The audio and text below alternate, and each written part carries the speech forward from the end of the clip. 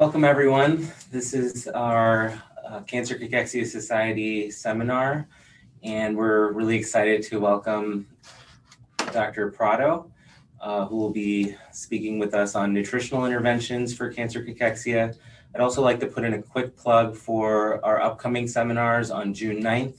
Dr. Del Fabro and Dr. Walsh will be talking about their cancer cachexia clinic experience, and on July 14th, Dr. Hendefar will be talking about developing therapies for pancreatic cancer cachexia. Finally, I'd like to put in a quick plug for our 6th Cancer Cachexia Hybrid Conference on August 27th to 29th. That was just announced, and registration will open shortly. So with that, I would like to stop sharing my screen and let Dr. Prado share her screen. And while she's doing that, I just wanted to give you a couple lines about her very successful career thus far. So she is a professor at the University of Alberta, and she's the chair in nutrition, food, and health. And she is a director of the Human Nutrition Research Unit, where she conducts many of her research studies. And she was also recognized as one of Canada's most influential young leaders, receiving Canada's top 40 under 40 award. So we are very thrilled to have Dr. Prado here. And with that, I'll hand it over to her. And one last thing, please feel free to ask questions in the chat, and I will try and get to everyone's questions at the end. Thank you very much. Perfect. Thank you so much for the introduction, dear Richie. Can you guys see my screen perfectly? Is it okay there? Yep, looks good. Perfect. Okay, just double checking. Well, thank you so much for the invitation. It's truly a pleasure to speak to the Cancer Cachexia Society. So thank you for the education committee and my dear colleague Richie.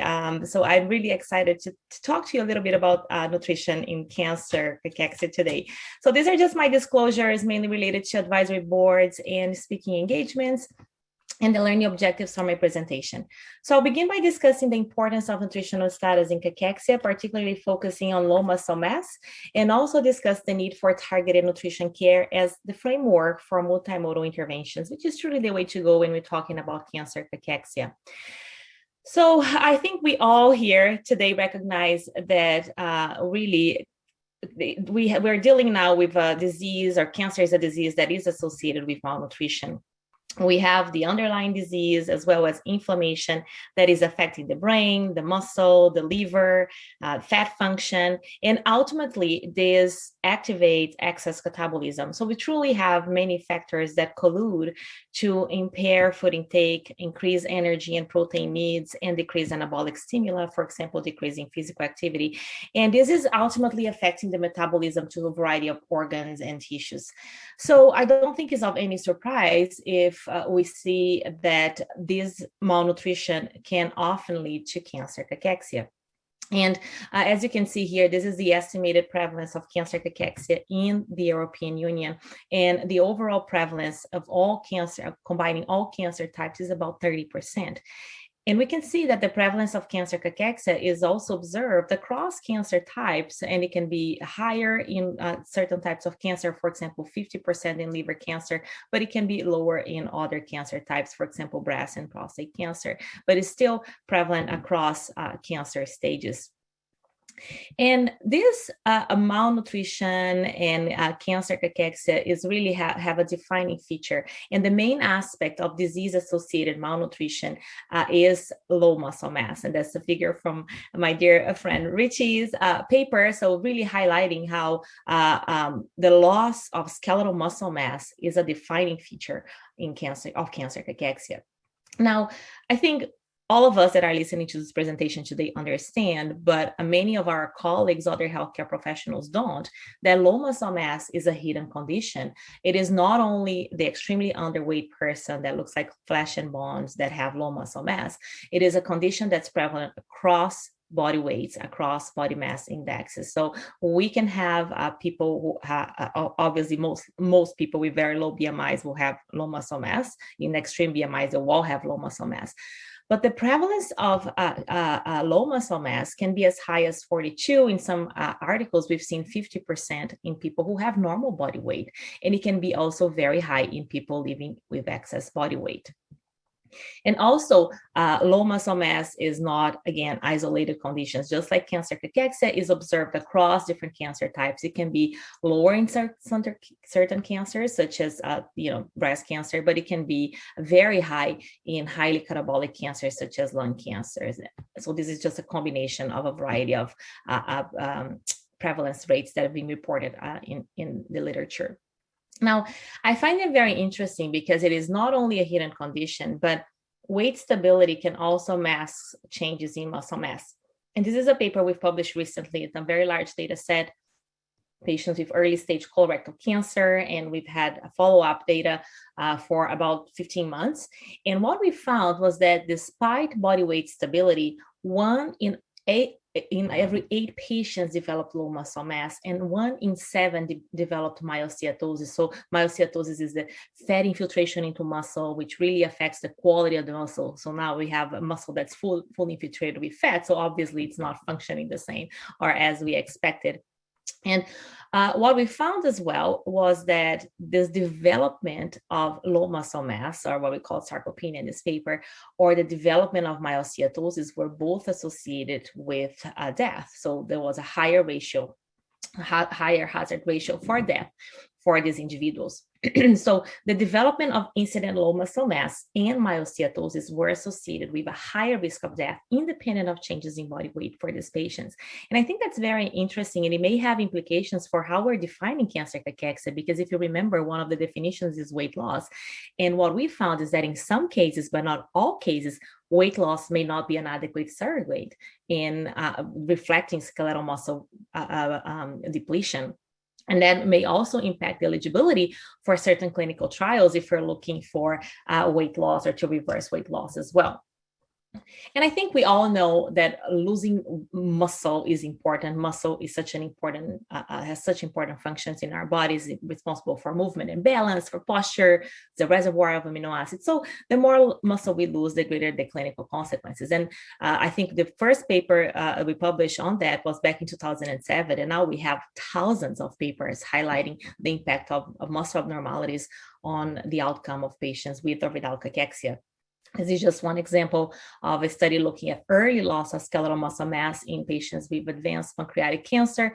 And here we see that people with low muscle, represented in red here, they've presented with lower overall survival as well as shorter progression-free survival.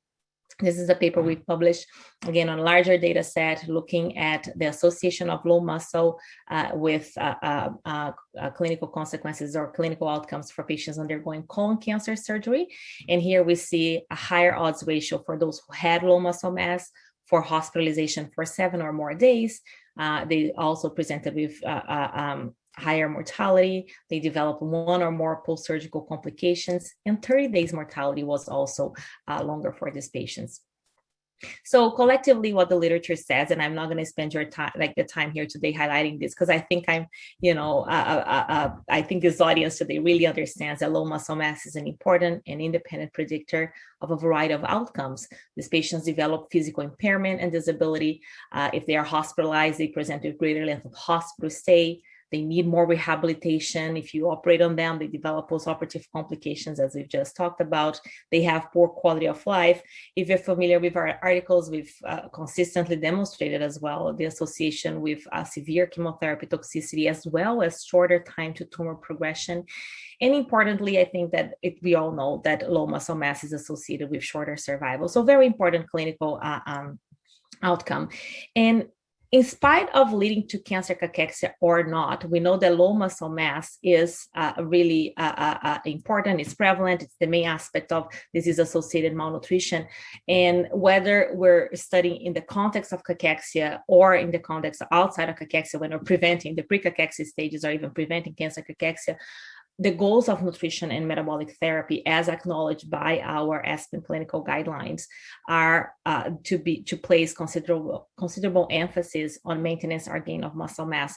So muscle is a key variable that we're looking for here, or looking to treat and to prevent the loss. in the context of cancer cachexia. And this is why nutrition is so important. And I'm going to talk a little bit now about the role of nutrition to prevent and treat this condition. Now, a lot of people are skeptical in terms of why nutrition matters. And maybe at the end, if we have time, I have a lot of slides, so I just want to get over it, but we can discuss why people are skeptical about nutrition. And I have an extra slide that I can talk about it if anyone wants to ask the question. But it's important to understand that many people are thinking, well, there are so many factors that are ultimately leading to this muscle loss. These are just some of the variety of factors we have in a very simplified way. But truly, yes, a majority of our patients are older adults. So we have the aging process, they're losing muscle. We have hormonal changes and imbalances, altered energy expenditure, inactivity, inflammation. And many people think, but can nutrition play a role in the midst of everything that's happening? And what we have to remember is that both the quantity and the quality of nutrients is essential to sustain muscle. And it's very difficult, very, very difficult, let's put it this way, to gain muscle if we're not fueling the muscle. So I think that it's very important for us to remember that nutrition is essential to sustain muscle mass. And the other question that people have is whether patients have anabolic potential. So can these people put on muscle mass? And the literature has shown us mostly consistent, I'll say. Of course, there is some controversy out there, but what we believe is that absolutely, even in advanced stages of disease, we have muscle protein anabolism. This is a study that was done looking at muscle protein fractional synthesis rate and how it could be activated by a high quality protein food. So in one arm, patients received 40 grams of whey protein and 4 grams of leucine together with N3 fatty acids, versus 25 grams of casein. So in green, we have the experimental group, and in red, we have the control group. So what you can see here is that there was an increase in muscle protein fractional synthesis rate in the experimental group, and this is the delta change between the groups. Now, I don't have time to show you all of the studies that have looked into that, but in general, we know that low muscle mass is reversible, even in older adults, even in people who are deconditioned or very low physical activity, people with inflammation and comorbidities. So they have anabolic potential. And what we know is that this anabolic potential can be stimulated by food, especially if we have high quality food and food that has what I like to call the muscle building nutrients, which I'm going to show you in the next few slides. So the other thing that's important to remember is that even patients with advanced cancer, they are able to obtain a normal protein anabolic response to high quality protein food. So this anabolic resistance can be overcome if we strategize, and that can be done with enteral nutrition, parenteral nutrition, and even oral nutrition. But when the dose of high quality proteins, amino acids in the diet increases, that's when you see the protein anabolism being stimulated. And that's important for us to understand. Now, in the context of cancer cachexia, we have to remember that there is a continuum, right? And we really have to intervene earlier on in the disease trajectory before patients reach the state of refractory cachexia, which are refractory to intervention. So that's why early and continuing intervention is essential before we reach these goals. And the way our nutrition oncology guidelines establish or separate how these patients should be treated or targeted is by categories. So, for example, the pre-cachexia state, we will be focusing on nutrition counseling, fortified food, and ONSs, which is our nutritional supplements. In the cachexia stages, we have ONSs or enteral feeds with adequate energy and protein. So really considering including some anti-inflammatory ingredients such as N3 fatty acids. But then in the refractory cachexia state, remember, we don't have a response, and the expected survival is less than 3 months. So here, the focus of nutrition intervention will be palliative nutrition as needed to alleviate feelings of hunger and thirst. We don't even have the time to build a muscle, right? If the life expectancy is 3 months. Now, we have recently published cancer cachexia guidelines from ESMO. And ESMO, so remember, so this is the ASPEN guidelines, and so there's the nutrition guidelines. They divided into the Cachexia stages. The ESMO gave it a little bit of different approach to us. It looks at the probability of survival, so it goes by life expectancy. But that's, again, just a framework for us to understand how is nutrition intervention being targeted in the context of cancer cachexia. So if patients have more than a few months, so 3 to 6 months life expectancy, the focus of care would be regular screening, so nutritional assessment screening, and nutrition interventions if or when required. And less than a few, or 3 to 6 months, it'll be decreasing invasiveness of nutrition interventions, with the preference for counseling and or nutritional supplements. So counseling has a very important role here, and we're going to talk about in the next slide. And if that's less than a few weeks, comfort-directed care, relieving eating related to stress and thirst if present. If I were a co-author of this paper, I would change a little bit of these recommendations here, because I don't think we have to intervene if needed. I think we have to be proactive about it, because we know that this is a highly catabolic disease, and I don't think nutrition is easily accessible. It's inexpensive. It has fewer side effects. So why not go full speed trying to prevent the highly catabolic state that the disease is bringing to patients. Now, the counseling is very important, and it's acknowledged by the ASCO guidelines for the management of cancer cachexia, which is truly important, because here we have an oncology guideline. It is driven by physicians, clinicians, oncologists, that is recognizing the importance of nutrition. And what they recommend is that nutritional counseling is very important, and patients should be referred to the registered dietitian. And I think that I want to highlight to you that early and continued nutrition intervention is important. These are just a few examples of the literature of studies that have shown the importance of nutrition. So this is a recently published study that looked at patients with head and neck cancer undergoing chemoradiotherapy or radiation therapy. And these patients, they received nutritional assessment at the moment they were admitted to the hospital. They've received targeted interventions, so according to their needs. So they could have received oral nutritional supplements or enteral or parenteral nutrition. So they were not looking at the impact of each individual intervention. They were looking at the overall improvement of nutritional status based on, again, this targeted approach. And because they had head and neck cancer, swallowing rehabilitation was also measured. So what they found was that people who were receiving this targeted early nutrition intervention, they've shown overall improvements in outcomes. So weight loss was greater in the non-intervention group. Albumin was lower in the non-intervention group. The prevalence of grade 3 mucositis was higher in the non-intervention group, and length of hospital stay was higher in the non-intervention group. So again, highlighting that this targeted approach does play a role. If you look at the systematic review that was combining articles related to the improvement of appetite in adults undergoing cancer treatment, again, highlighting that dietary counseling together with the use of oral nutritional supplements and increases in EPA from fish oil supplementation improved appetite and nutrition outcomes of patients undergoing cancer treatments. So counseling is very important. We know that nutrition intervention, just providing supplements, is important, but when you contextualize that in terms of dietary counseling, we have improvements in patient outcomes. And the patients are not only receiving the targeted approach, but also the support that they need on how to achieve their nutritional needs. Now, counseling is important. The provision of nutrients is important overall, but we also have what I've mentioned before, what we call the muscle building nutrients. So these muscle building nutrients are the targeted nutrients that we know can improve health or the muscle health.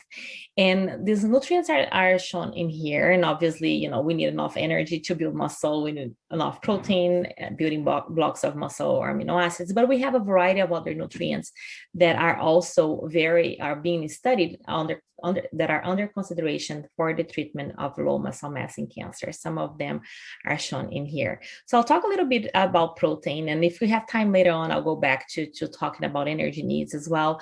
But let's just focus on some of the specific nutrients that can improve muscle anabolism. So this is a compilation of papers. So it was a scoping review that looked at 14 studies, and they were looking at the impact of protein supplementation targeted at improving muscle mass and strength in patients with cancer. And what they found is that collectively, looking at these studies, those patients who presented with reduced or intake energy and protein supplementation improved muscle mass and strength. So again, highlighting that these patients, that nutrition alone can have an impact. And I'm not saying that we should pursue nutrition alone. We'll get to that later, but I'm just saying that people don't believe in the anabolic potential of nutrition, but it is, it is real. And the only thing that one of the questions that they've posed was that whether this improvement in muscle mass and strength was related to the correction of energy deficit, because again, these patients had reduced intake, or an interaction between protein and other macronutrients. So that's a question for research. And another one that we all know is what would be the optimal mixture type dose of amino acids and protein supplementations that would stimulate anabolic strategies. As I've shown you in the previous figure, we have so many nutrients that can be used, but what would be the optimal, what would be the optimal combination of these nutrients to prevent and treat low muscle mass?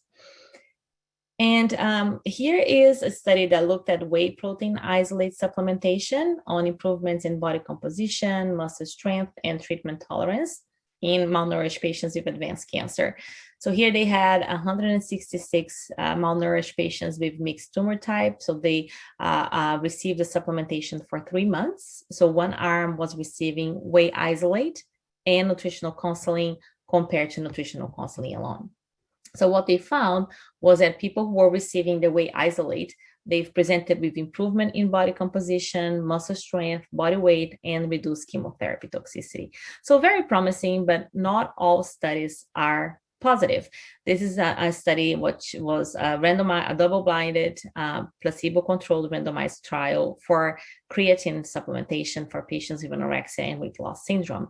And this was a relatively large study, especially for nutrition interventions. And patients were receiving 20 grams per day.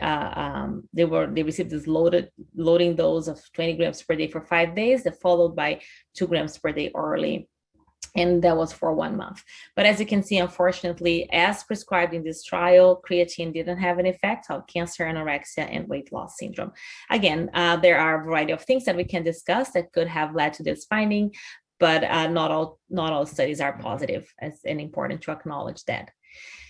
Now, going back to the list of nutrients that I've mentioned before, omega-3 fatty acids are also very important. Omega-3 fatty acids, they both improve or they increase anti-inflammatory mediators, but they can also decrease pro-inflammatory mediators, having an impact on tumor, on muscle, and on adipose tissue. And there's evidence to suggest that people who are receiving N3 fatty acids, they can not only improve muscle mass or maintain muscle mass, but they can also lose or we also see a loss or a decrease in the amount of intermuscular fat, so the fat that is infiltrated into muscle. And this is an example of a study that was done by my colleagues here at the University of Alberta. They've looked at fish oil supplementation for looking at weight and body composition. And I believe these patients received about 6 weeks of supplementation. And here we can see that those that were on the fish oil arm, there was no weight change. There was no loss of muscle mass, but it was weight loss and muscle loss in the standard of care. And then in terms of the amount of intermuscular adipose tissue, these patients reduced the amount, so they lost intermuscular adipose tissue. So remember the term myosteatosis that I used, so the fat infiltration into muscle. Again, fish oil was able to decrease that. And so I think that that's very important. And that's a newer study by my colleagues from Brazil, who again highlighted that was true. So these were patients for a cohort of individuals who were receiving N3 supplementation. It was a small study, but it was a randomized triple-blind clinical trial. And these patients had cervical cancer. So as you can see here we have the quartiles of distribution of radial density. So radial density of the muscle is what we look at to measure the fat infiltration into muscle. And here we'll see that the control group presented with an increase in poor quality muscle, whereas the group that was receiving the N3 fatty acid supplementation didn't. So it was very different actually for these patients. And what they've shown is that the N3 fatty acid supplementation for 45 days was effective in maintaining nutritional status, skeletal muscle quality, and also reducing symptoms of chemoradiotherapy. Now, in the next nutrient that I want to talk about is HNB, so beta-hydroxy beta-methylbutyrate, which is a metabolite of leucine. And HNB can have or have anti-catabolic effects by a variety of mechanisms here. So similar to leucine, it increases protein synthesis, but differently from leucine, it also increases protein degradation. So these are some of the hypothesized mechanisms here. So the increase in protein synthesis is related to an activation of the mTOR system and the growth hormone IGF-1 axis. And the decrease in protein degradation is related to the blockage of ubiquitin proteasomal pathway and also the autophagy lysosome system. And these are some of the other hypothesized mechanisms by which HNB can have an impact on muscle catabolism. So it is a promising nutrient. And I often joke that athletes have known that for a number of years, but only, I would say more recently, have we been incorporating that in clinical settings. This is, or in clinical studies, this is the result of a meta-analysis that looked at HNB and HNB supplementation or supplements containing HNB consumption, how they've impacted muscle mass and strength in a variety of clinical conditions. So usually HNB is given alone, or it's given in the context with amino acids, as well as in oral nutritional supplements. But we can see here that overall, HNB supplementation was associated with an increase in muscle mass and strength in a variety of clinical conditions, although there wasn't a small effect size associated with the bias that was included in many studies. So obviously we need more high quality studies to have a better picture, and also to have this being acknowledged into guidelines. For example, when 3 fatty acids are recommended in the ASPEN guidelines for patients who are losing weight, so 2 grams of EPA recommended. Now, we haven't seen HNB in our oncology guidelines yet, because again, I think that more studies are needed for that. Now, there are several studies, and I've listed them in here if you're interested, that have looked into the use of HNB in the context of clinical outcomes for patients.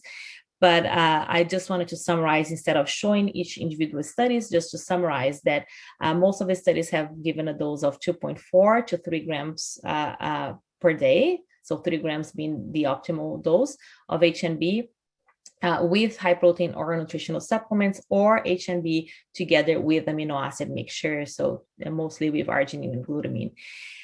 And what they found collectively, the studies that are listed in here, was that this HNB supplementation is associated with an increase or maintenance of muscle mass. There's also an association with recovery from severe oral mucositis and reduced therapy-related toxicity. Again, there's probably an enhancement of wound healing process going on here. We don't know. And there's also an improvement in quality of life. So very promising nutrient as well. And again, one of the muscle building nutrients, as a lay term that I like to use. And in terms of micronutrients, I'm not going to talk much about micronutrients, but the evidence now doesn't suggest that we need to be supplementing micronutrients above what the recommendations for healthy people, so our RDAs, so that we should be supplying vitamins and minerals according to the same guidelines that we have for healthy individuals. And any high dose micronutrient supplementation so far is really not recommended by our guidelines.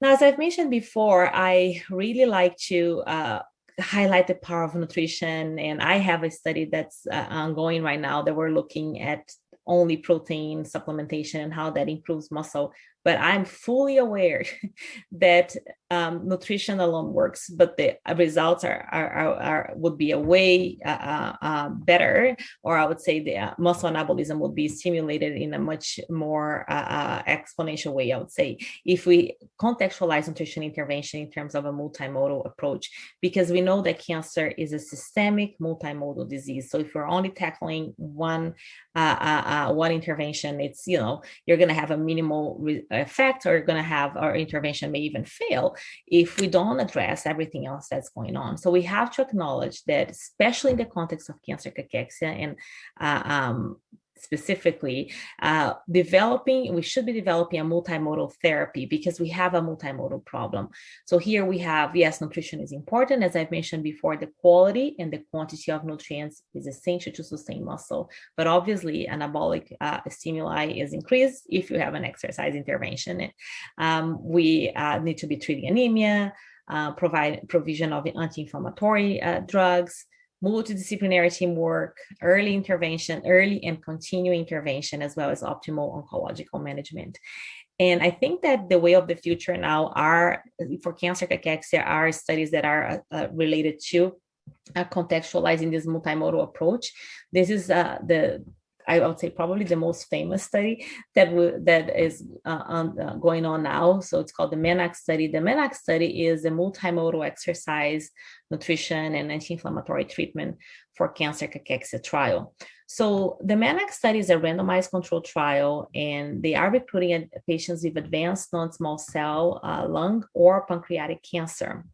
And they are looking for changes in body weight from baseline to week 6, and changes in skeletal muscle measured by computerized tomography. So they strategize their study that they're looking for change over time when patients receive the second CT scan. So they're not asking for a CT scan for body composition assessment. They just strategize this study in a way that the second CT is when the outcome measure is being evaluated. So the MENAC study is looking at individualized dietary consultation. So remember the importance of counseling that I've mentioned before. And these patients are receiving oral nutritional supplements that are high in protein and have omega-3 fatty acids.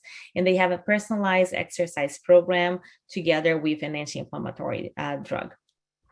And that's compared with usual care.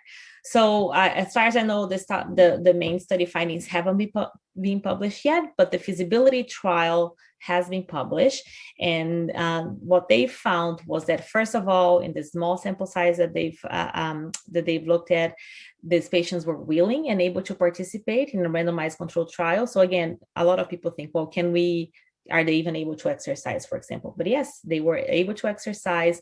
There was a complex intervention. It's a multimodal intervention, but patients were willing and able to, which is very encouraging. So the feasibility is proven. And also there were positive effects on weight management of these patients. So weight loss was attenuated in patients who were receiving the MENAC intervention. So we anxiously wait for the results of the MENAC trial, but we understand how important multimodal intervention is.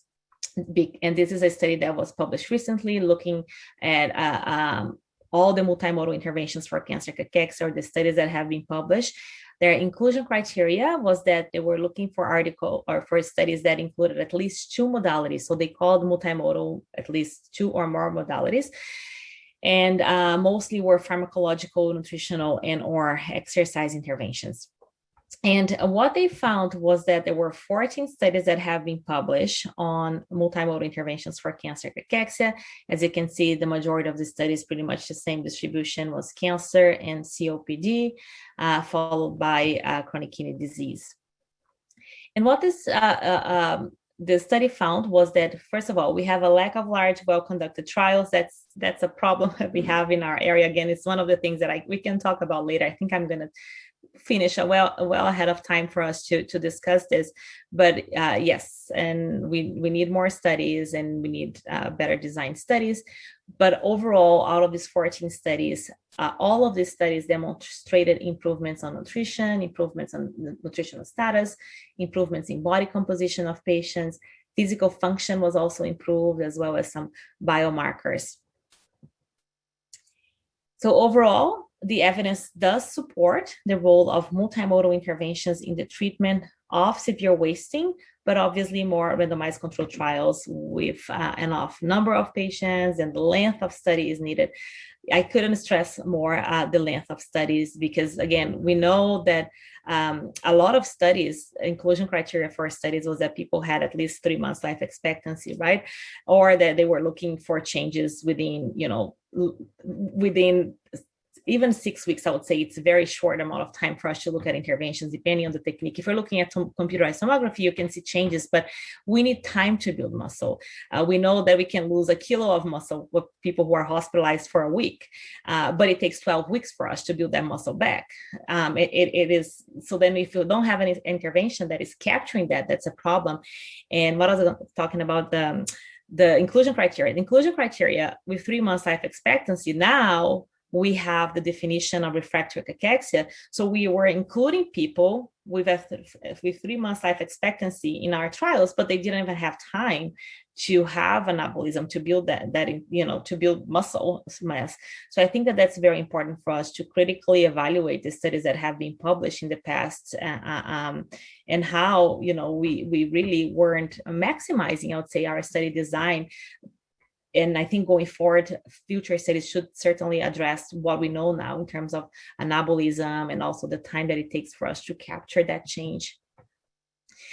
And I think that the $1 million question is not only for patient care, but also in the context of clinical studies is, as I've mentioned before, what is the combination of nutrients? Remember the figure that I showed, all the muscle building nutrients, like I like to call, but what is the optimal quantity and quality of nutrients? We really don't know. And I think that the combination of multiple nutrients certainly is expected to have a superior impact compared to single nutrients alone.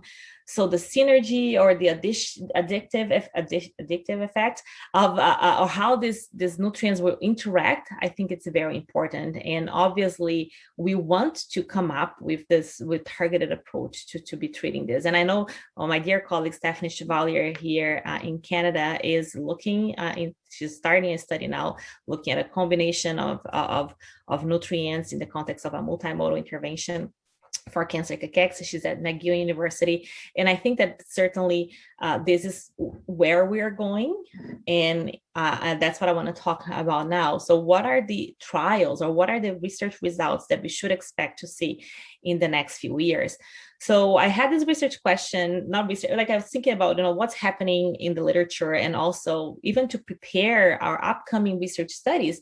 And we started working on a scoping review. So hopefully that will be published in the next few months. And what we're looking at is, what are all of the studies that are out there that have been published that are looking into improvements in muscle mass, whether in the context of just sarcopenia, muscle, or cachexia. If you guys want to ask me the question about why I keep saying low muscle versus sarcopenia, we can talk about that later. But we are looking at, what are all the nutrition intervention studies done out there? And in terms of, for our presentation today, the focus today is cachexia. So out of our studies, just preliminary data here, but out of our studies that we've looked at, which was a total of 124 ongoing clinical trials.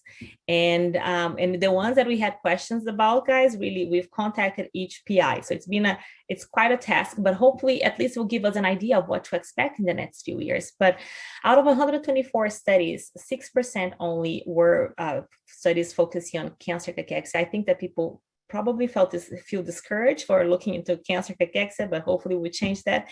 And great majority were other conditions. And here are the number of this very small number of studies that are undergoing now that are related to cancer cachexia. So 3 studies on a variety of cancer types. So they've included several cancer types. And then 1 study of each of these conditions listed here, So in terms of the types of nutrition intervention that we're going to expect to see in being published in the next few years, first of all, 40% of the studies or 38% of the trials are looking at nutrition interventions alone. So you can see here that the great majority of studies is acknowledging that it's multimodal intervention is the way to go. I'm not saying this is not good. I'm really saying sometimes we need to study individual nutrients, right? And what is the impact of individual nutrients. But certainly the most popular intervention is the multimodal intervention. And now 75% of the studies are looking at dietary supplements alone, and 24% of the studies are looking at dietary supplements together with nutrition counseling. Here we have the types of nutrients that are being explored. A number of them are going to be things that we've talked about today. So again, I'm really looking forward to seeing the literature that will be published and even the approaches that people are using to measure or quantify these changes in muscle mass or muscle anabolism. Okay, now I am going to change subjects a bit here, not subjects, but just a little bit of the focus, because I'm talking about nutritional status, I'm talking about nutrient needs in people with cachexia, but now I'm talking about diet as a metabolic therapy. So I'm going to talk about nutrition as an exploratory dietary approach. So very different than what I was discussing previously. And one of the diets, on the two diets that I'm going to discuss are ketogenic diet and caloric restriction. I know there's a huge fuss out there, but the context that I'm talking about here is short-term ketogenic diet and caloric restrictions. And then again, to exploit the metabolic pathways that we can exploit using dietary intervention. So really looking at fighting cancer here. So keto diet, as you all know, is a high-fat diet, very low carb, and what the use of that or the context of keto diet for cancer would be related to cancer cells over-reliance on glycolysis, so the Warburg effect. And I remember the first time I started thinking about it, a very well-known researcher thought that I was crazy. How come me as a dietitian would even consider keto diet? But again, as I said, and I was very curious, and I wasn't curious as a long-term, like I'll never think of it as a long-term intervention, but as a short-term lead intervention. And I said, okay, if I cannot even think of it, is there any evidence out there that at least allows me to think about it and to explore keto diet as a metabolic therapy? So we produced this literature review, the narrative review actually, which is being highly cited. To my surprise, I didn't think a lot of people were interested in the topic, but it at least highlights why we should be talking about this diet. Again, not as a diet, but as a very short acute intervention, as I'm going to describe later. And the second was in relation to caloric restriction. So caloric restriction, the same as keto diet, can also inhibit glycolysis, and it can target one aspect of tumor resistance to therapy, which is the increasing tumor blood flow, which leads to reduced hypoxia. Even as a short intervention, caloric restriction can target tumor resistance. So that's very interesting. It's an additional mechanism to the glycolysis. So technically, fasting and caloric restriction could potentially inhibit tumor growth, enhance chemotherapy toxicity, as well as reduce the side effects of chemotherapy. So that could be done with an additional side benefit, which be the differential stress resistance. So short-term starvation of cells provide about 1,000-fold higher resistance to oxidative stress in healthy cells compared to cancer cells. So the implications of that is that fasting or caloric restriction could potentially protect healthy cells, but not the cancer cells from the damaging effects of chemotherapy. And considering this exploratory or this hypothesis related to caloric restriction alone, my dear colleague, Dr. Amy Kirkham, who is now at the University of Toronto, designed the CREATE study. And the CREATE study is looking at caloric restriction, and she's an exercise physiologist, and exercise protection from anthracycline toxic effects. So this is a 3-arm parallel group phase 2 randomized controlled trial in early stage breast cancer. So I got involved in this study. So we've, and this is actually the protocol paper, but Amy is working on publishing the findings. I'm going to show you some of our preliminary findings today. And what we did is we recruited 56 women receiving anthracycline chemotherapy, and they were randomized to the exercise group, calorie restriction group, or the usual care group.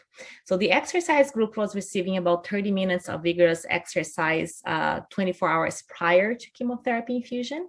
The calorie restriction, we did 50% of daily requirements, 48 hours. Okay, so very important here. I'm not saying go on calorie restriction. It was 48 hours prior to chemotherapy infusion. And the usual group that was receiving usual care. And we've measured a couple of, we measured some markers of cardiotoxicity. So this is the NT-proBNP is a biomarker released from the heart muscle in response to acute cardiac stress. And we've also measured myocardial fibrosis and aortic distensibility. So changes in the heart muscle and tissue properties can be measured using magnetic resonance imaging as well as aortic stiffness. And that's what we've measured. So, preliminary findings, this is the acute cardiac stress, so this NT-proBNP marker here, comparing the pre-treatment and post-treatment. So again, very preliminary data. So this is the usual care, calorie restriction group, and exercise group. So as you can see, so that's a marker of acute cardiac stress. You can see the anthracyclines increase in all of the arms, everyone increased, but the increase was much smaller or lower in the group receiving caloric restriction. So this suggests that caloric restriction may have some cardioprotective effects against the toxicity of anthracyclines. And we were very surprised that, contrary to what we expected, exercise appeared to have no cardioprotective effect against the acute stress of anthracyclines. And if you look at myocardial fibrosis here, again, comparing usual care, caloric restriction, and exercise, there was a substantial increase in the usual care group and the exercise group, but there wasn't it wasn't a significant increase in the caloric restriction group. So again, caloric restriction group showed no significant increase, indicating that they may have lower levels of myocardial fibrosis. So we're very interesting with these findings. Truly, we were not expecting not finding a significant result here, not finding that exercise didn't have a protective effect, so quite surprising. And this, together with my interest in ketogenic diet, short-term ketogenic diet, let's just make this very clear here, led us to design the DREAM study. So the DREAM study now is an ongoing study. We're looking at diet restriction and exercise-induced adaptations in metastatic breast cancer. So here, we're looking at targeting tumor resistance. Remember, I've talked about that before, using a very short intervention. Now, our intervention has calorie restriction and keto diets. We're cutting calories by half, and it's also ketogenic diet. So it's a bit of a step further from what we've done in the previous study that I've presented. And we're recruiting 50 women with metastatic breast cancer, and they are assigned to two arms, either the usual care, that's receiving phone consultation, registered dietitian, and exercise physiology consult, or the group that is receiving the keto diet with caloric restriction, and that's done 72 hours only. It's not a diet, it's an intervention of 72 hours, short-lived intervention prior to chemotherapy infusion, and exercise during chemotherapy infusion. So again, stay tuned. The results are not coming soon because of COVID, but it will come eventually. Now, again, guys, I think I've said it in every single minute of when I was presenting these findings, but I think it's important for me to highlight that ketogenic diet and caloric restriction are not recommended dietary approaches. We're looking at them as a hypothesis in a very short-lived intervention, 2 to 3 days before chemotherapy infusion. So I think it's very important for you not to say that I am recommending any of these dietary approaches out there. And just a few closing remarks that I would like to mention is that it's very important, and societies like ESMO and ASCO acknowledge that nutrition is a very important component of the comprehensive management of cancer care. And especially in the context of cachexia, we have to address the other needs of the patients. We talk a lot about mechanisms and, interventions and pathways, but we have to think of the person who has cancer. I don't know if because I just went through that very recently with my grandma, and it gives you a different perspective on the needs of the patient. That's not only, how can I reach that to change this pathway, to increase muscle, but it's about the patient too. So the physical, the psychological, the social aspect, together they provide optimal care. And it's also about the quality of life for the patient. And that's, you're going to notice I never say cancer patient. They don't like to be called cancer patients as an adjective. They are patients with cancer. So I think it's important for us as researchers to acknowledge that there is a person that we're talking about, a person that we're being studying, that is being studied here. And that, and again, my emphasis here is that I acknowledge, and I think it's very important that oncology associations like ESMO and ASCO acknowledge the importance of nutrition. And they also acknowledge that we have to initiate supportive care, including nutrition care, early in the disease trajectory, so no later than 8 weeks after diagnosis, because again, we want to prevent and reverse these abnormalities. And a lot going forward, we have a lot to look forward to related to recruiting more ambassadors or colleagues that share the same vision as those dietitians. So I know there's a lot of oncologists, some of my colleagues here today that are watching her, and this is a paper by an ESMO working group that talks about, how nutrition in patients with cancer is important and is a new area for medical oncology. So this is a practicing oncology position paper, and they acknowledge that they should be working together with us, that because nutrition is a major concern to patients and their families. We know that a lot of patients don't get the information they want about nutrition. They go online and get this crazy information on fad diets out there. But if nutrition is so important, that's their research. Like, those are 3 things that they raise among several others in the paper. They say, okay, if nutrition is so important to patients, why do oncologists seem to neglect the issue? And what can we do to do better? And I think that this is the path. The path going forward is really acknowledging this, the need for oncologists to join forces with the dietitians, especially in centers where not every patient gets to see a dietitian, which is the majority of the cases.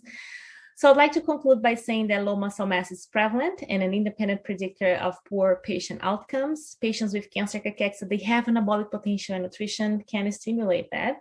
The goals of nutrition intervention, they are different across the cachexia spectrum, and targeted nutrition interventions, especially in the context of multimodal intervention, can optimize muscle mass and nutritional status. And finally, I think that we have a lot to look forward to in terms of nutrition as a metabolic therapy. So again, short-term lived interventions that can target some tumor mechanisms of growth and resistance. And in an effort to spread the word, I've embarked. I joke that I got full professorship, so now I can do whatever I want. It's totally a joke. I've always been free to do that, I guess. But we've creating a lot of resources, such as animated videos, is the one that we're looking at here, that are targeted to patients with cancer, but also healthcare professionals, talking about the importance of nutrition to prevent and treat low muscle mass. The video is really associated with a variety of clinical conditions so that it can be used in different clinical settings, but there is a focus on cancer in the video. So I invite you to join us in using it and sharing it and downloading it and sending to patients, whatever you want to do to spread the word, and also sharing to healthcare professionals. It's been translated to 8 languages. And before I started the talk, I didn't have time to look at it, but I just saw that the Greek version of the video is now online. So never in a million years, when we were developing this, we thought that we're going to get people from 8 countries interested in using the video, but it shows the need that we have. And I truly believe that patients are the ones that are going to be changing the way we do things. So the more we educate them, the more they're going to make us change and value nutrition and things that have been neglected before, mostly neglected before, and first by some clinical settings.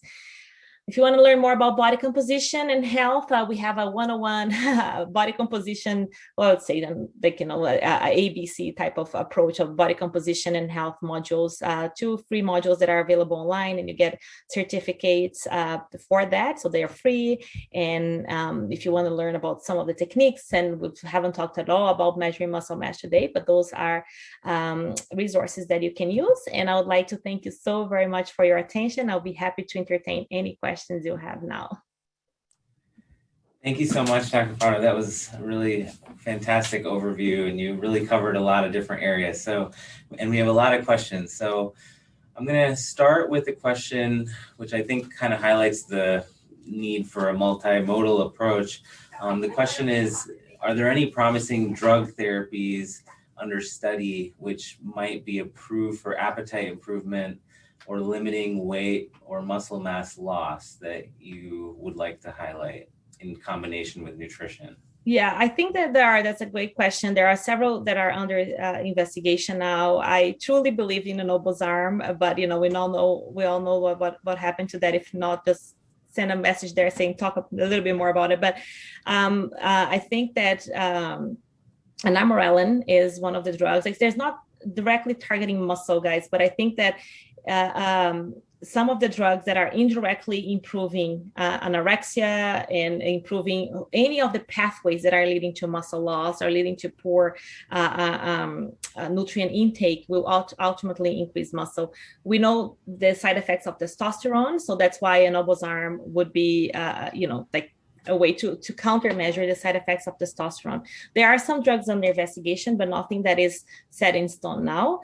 I've served on some of the advisory boards of some of the prospective drugs. So I would say, we may have, the future is bright, I would say, but I am not aware of trials that are incorporating nutritional strategies. So one of the things that I like to say when I, talk to companies is, okay, we need to optimize nutritional status, because we may be shooting ourselves in the foot here for giving an intervention, but people are not eating enough food to build that into muscle, if I can put it in a very late term here.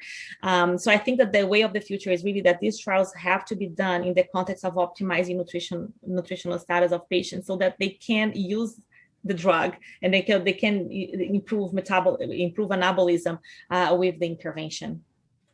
And that's a great point of combining nutrition with these other therapies. So another question is, I like your definition of metabolic therapy. On this line, would you suggest to monitor a specific metabolic alteration to diagnose or stage cancer cachexia?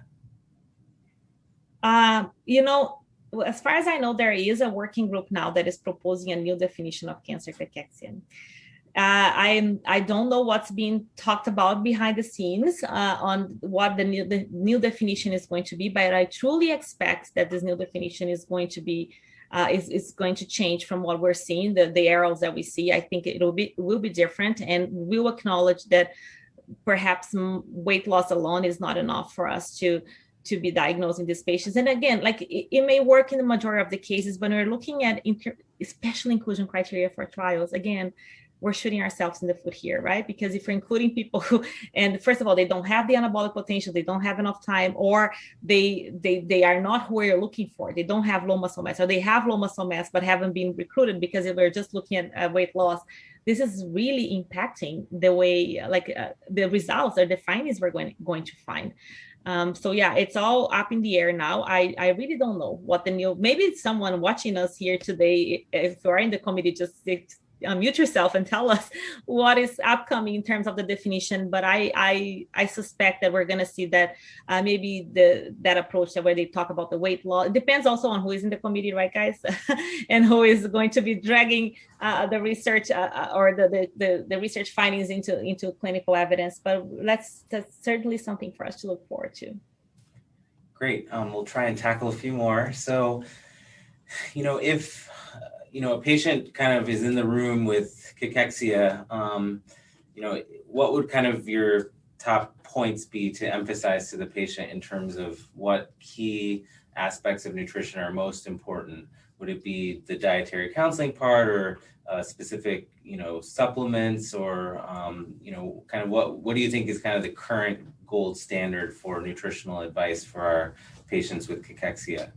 The biggest thing with nutrition is that there isn't a one size fits all, right? And when you have the gold standard and you get a patient in your clinical setting that has a completely different profile or what we call nutrition impact symptoms, which are nausea, vomiting, or diarrhea that you have to deal with. So it's a very personalized approach. And that's the thing, the issue is that we don't have enough dietitians for this personalized approach. So how can we improve care and reach out a greater number of patients for that?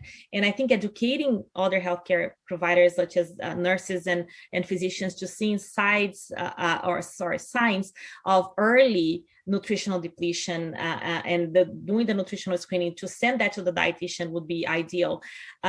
It's really, first of all, we have to manage anything like what's impacting and if there is anything impacting nutrient intake, we need to help with that. And a lot of times it's also psychological aspect. One thing that it's important to mention is for some patients with overweight and obesity, they like that they're losing weight. And it's so difficult for us to change the mindset here and say, weight loss is not okay for you. And I know that it's a bit controversial, especially in terms of breast cancer, whether weight loss during active treatment is beneficial or not. I would not recommend that, at least for now. And I know that's highly controversial, as I've mentioned. People are willing to kill each other out there to talk about it, but I'm in Canada, so I'm protected, but but I think that there is a lot of those things that need to be under consideration. And what combination of nutrients. We have our Aspen guidelines, and as registered dietitians, we go by what our guidelines are, what the recommendations are. So for example, we're not giving all the nutrients that I've shown in the list to every single patient. But something is like, when I had a dear one in my family that had cancer, did I go by the guidelines, or did I, gave additional nutrients? I certainly gave additional. I created an entire formula for my grandma. I gave her diarrhea the first time because I put too much creatine. Sorry. But anyways, I fixed that, guys. It's a bit out of practice here. We can manipulate things, especially in Brazil. But, I say nutrition is an easily accessible intervention, is inexpensive. As I said before, very few side effects. So it's not a standard of practice. But if you add some nutrients and add muscle building nutrients, are you going to, is it going to have any impact to your patient? But as I said, clinical guidelines are the standard that we followed. Don't go above the RDAs for micronutrients. There is a set recommendation for energy intake, which is set at normal ranges. Now, one thing is for sure, very summarized answer because I know I go into another presentation here, but protein intake has to be higher. And that's at least the minimum that we have to do, is ensure the protein intake is enough. We know that these patients need a minimum of 1.2 grams per kilogram body weight per day to a targeted 2 grams, which is very difficult by nutrition alone. But I would say, if a summary of your answer, at least bump up protein and make sure they are eating enough energy as well, either to maintain body weight and to if they are increase weight if they're underweight, and maintain body weight if they're normal weight or overweight. That's the short version of me going for an hour answer here. Sorry guys, I get it too. I go in different directions. You're absolutely right. It's not a one size fits all, but I think that was super helpful. Do you have time for one more quick question? I have time. Yes, I can stay longer. And if you guys need to leave, thank you so much for joining us. I'll just ask one more because I do think it's interesting. So the question was, can myosteatosis actually be improved from a nutritional intervention? Is there any data for that? That's an excellent question. I showed 2 papers that, yes, it can be improved. If you want the papers, just hang in there and then I can send you the data. There are a couple of papers, of course, we don't understand a lot of what clinical meaningfulness mean here. Statistically different, yes. But what we know is that people who improve, and it's with M3 fatty acids, just to be clear here, there's a couple of studies that, at least that I presented today, that I know of. But although, and there wasn't a direct association, but these people who maintain muscle and decrease intramuscular fat, they've presented with, they had less severe toxicities. So there is potentially a very important pathway that is being targeted here. So yes, there is evidence. And I think that that's the other thing that we can think about, really, nutrition as a nutrition itself as a multimodal intervention. So not only providing calories, but also providing nutrients that can have even synergistic effects. So yeah, I've got one question. Yeah. So I'm Shyam Kakar from University of Louisville. I'm new to the group. We have been using this compound called Vidoflurin A, which is known as ashwagandha. It's a plant product, and we are using purified version. We have published 3 papers. Mainly, this compound is known for cancer as an anti-cancer drug, and we showed that it also targets cancer stem cell. In recent study, we published 3 papers, and on muscle cachexia as well as on cardiac cachexia, and it reverses both muscle cachexia as well as cardiac cachexia. And we have 2 more papers coming up. So this was related to cancer-induced cachexia, but we can induce cachexia by angiotensin II infusion animal, and we treated this animal after angiotensin II infusion, and we are in the process of completing our study that it reversed the angiotensin-induced cardiac dysfunction as well as muscle cachexia. So we are planning, or is actually application is in the process for IND approval, initially I was going for combination therapy with cisplatin, but I believe we have introduced a component where we can look cachexia also.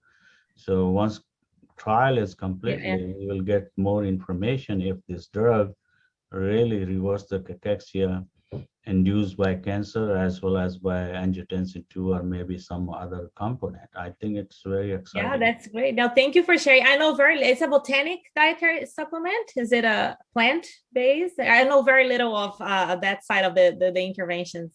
What is it? What's the classification again? Is it a botanic? This is a plant-based, it's yeah. called ashwagandha. That's the name of the plant, but which can be used as a tablets or the capsule. But we are using in animal, at least in animal, as a purified version called Vidoflurin A from Sigma. And it really has shown very beneficial effect. Yeah, and there's a lot of promising literature out there in botanic dietary supplements, and which I shamefully know very little. My mom's area of expertise. She's a pharmacist in Brazil and a professor, but shamefully I don't know enough. So looking forward to seeing your results. Thank you, everyone. We'll find out. So thank you, everyone, very much. Appreciate everyone's contribution. And it's 1:05, so for respect for everyone's time, we'll end the seminar here. But appreciate everything, Dr. Prado. It was a great talk. Thank you. Thank you so much, everyone. Thank you for having me.